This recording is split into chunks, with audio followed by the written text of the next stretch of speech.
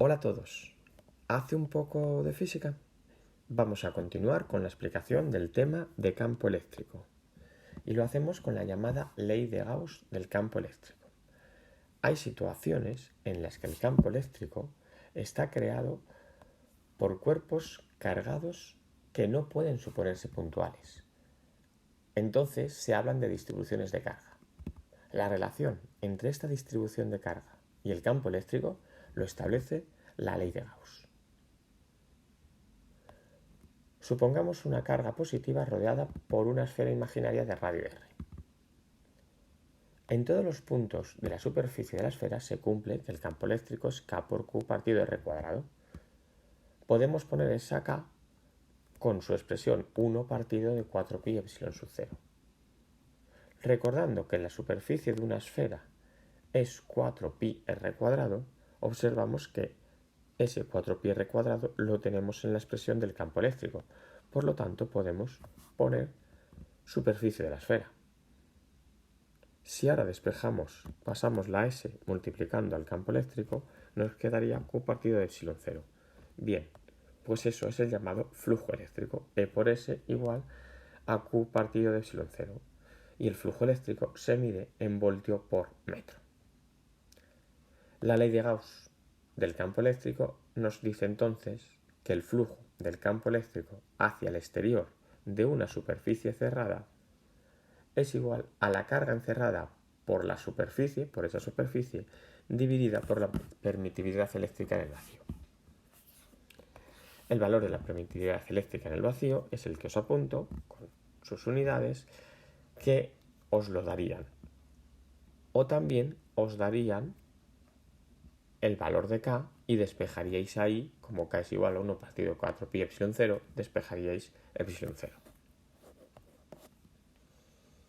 Hablemos ahora del flujo eléctrico. El flujo eléctrico es proporcional al número de líneas de campo eléctrico que atraviesan una determinada superficie. ¿Qué ocurre si la superficie es plana? Bien, si la superficie es plana, el número de líneas de campo que atraviesa esa superficie dependerá de la orientación entre el vector campo eléctrico y el vector superficie. Recordamos que el vector superficie siempre es perpendicular a dicha superficie. Por lo tanto, tenemos el producto escalar de dos vectores que es igual al módulo de esos dos vectores por el coseno del ángulo formado por esos dos vectores.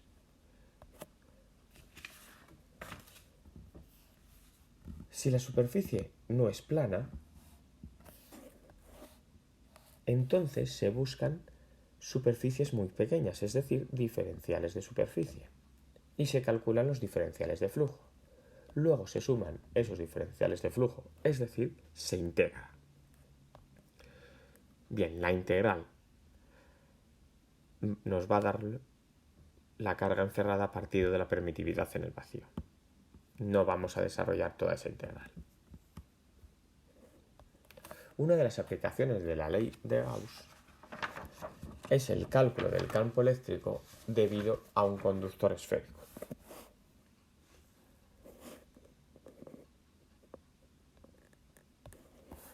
Supongamos una corteza esférica muy delgada de radio R. En su superficie se distribuye de manera uniforme una carga total positiva. Y se trata de determinar el campo eléctrico en varias situaciones. Esa carga total se distribuye de manera uniforme por la superficie para minimizar repulsiones. Si queremos calcular el campo eléctrico en un punto interior a esa esfera, bueno, pues como hemos dicho antes, las cargas se distribuyen de manera uniforme por toda la superficie para disminuir repulsiones, entonces la carga encerrada por esa esfera más pequeña, de radio más pequeño que el radio total de la esfera, va a ser cero. Por lo tanto, el flujo es cero. Si el flujo es cero, se deduce que el campo eléctrico también va a ser cero en puntos interiores a la esfera cargada, al conductor esférico. Si queremos calcular el campo eléctrico en puntos en la superficie de la esfera, bueno, pues la carga encerrada va a ser la carga total. Pues carga total partido de epsilon 0 igual a E por S. E por S por coseno del ángulo es coseno de 0, porque tanto E como S van a ser paralelos. Es decir, me queda igual a los módulos E por S. Si igualamos esas dos expresiones y despejamos campo eléctrico y sustituimos la S por la superficie de una esfera, 4pi r cuadrado, nos queda esta otra expresión. Si os dais cuenta, tenemos 1 partido de 4pi r cuadrado, es decir, la constante eléctrica. Perdón, 1 partido de 4pi epsilon 0, la constante eléctrica K.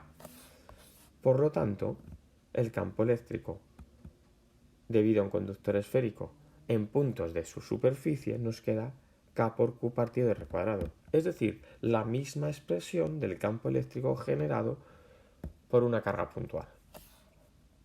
Si queremos calcular ahora el campo eléctrico en puntos exteriores a ese conductor esférico, pues el desarrollo es análogo al anterior, es decir, análogo a puntos en la superficie del conductor esférico, con lo cual me va a quedar una expresión K por Q partido de R cuadrado, donde esa R va a ser los puntos externos al conductor esférico.